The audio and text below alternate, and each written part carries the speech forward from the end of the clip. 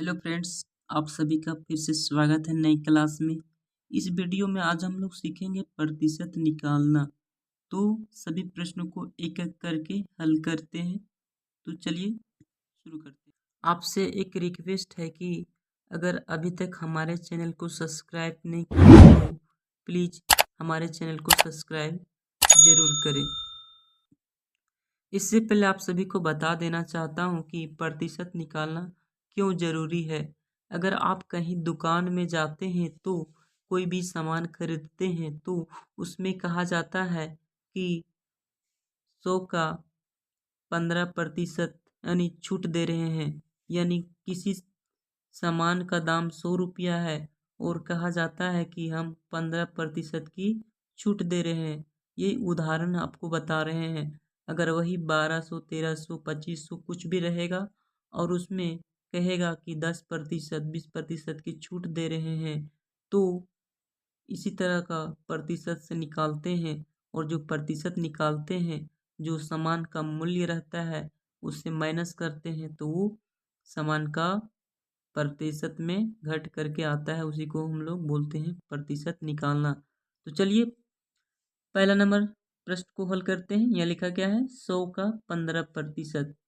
तो यहाँ पे लिखेंगे हल और 100 है ना, लिखेंगे। और का मतलब होता है गुना।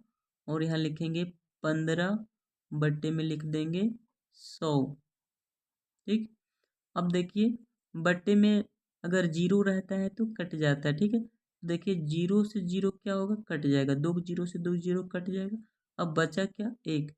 एक का वैल्यू खत्म हो जाता है। अगर चाहे तो आप एक को इधर लिख भी सकते हैं, चाहो तो नहीं भी लिख सकते हैं। एक का मायने नहीं रखता है, कोई फर्क पड़ने वाला नहीं रहता है। ठीक है, अब इसको गुना कीजिए तो कितना आएगा? 15 है नहीं। नहीं, अगर कहा जाएगा कि 100 रुपये मूल्य था ना, तो सामान का दाम 100 रुपया है और उसमें 15% डिस्काउंट करते हैं। तो 100 में से हम 15 घटाएंगे तो कितना बचेगा? 85। यानी जिस सामान का दाम 100 रुपया था, उसका दाम डिस्काउंट करने पर कितना आ गया? 85 रुपया। तो इस प्रकार से डिस्काउंट निकालते हैं। अब देखिए दूसरा नंबर। दूसरा नंबर में क्या लिखा है? 1200 का 23%। तो उसको भी सेम हल करेंगे। ये लिखेंगे हल और लिखेंगे 1200 गुने 23 बट्टे में लिखेंगे 100। अब देखिए दो जीरो से दो जीरो क्या होगा? कट जाएगा। अब 12 और 23 को गुना करेंगे तो कितना आएगा? तो चलिए इसको हम गुना कर लेते हैं।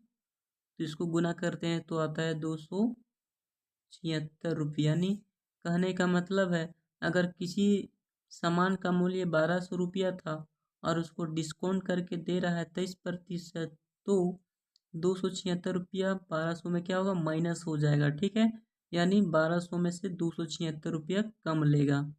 तो आप लोग को बात समझ में आ रहा होगा अच्छा से। अब देखते हैं क्वेश्चन नंबर 3।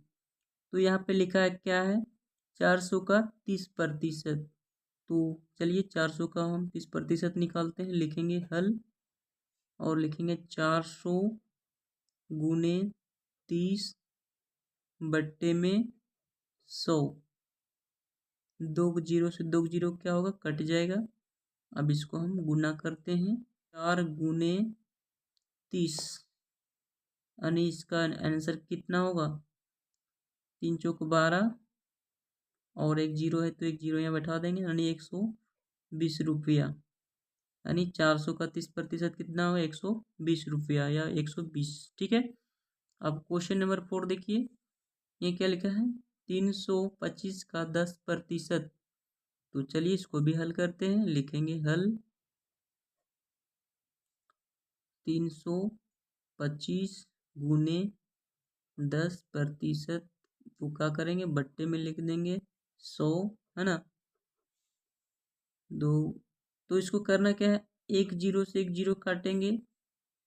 ठीक है, तो बचेगा क्या, 325/10।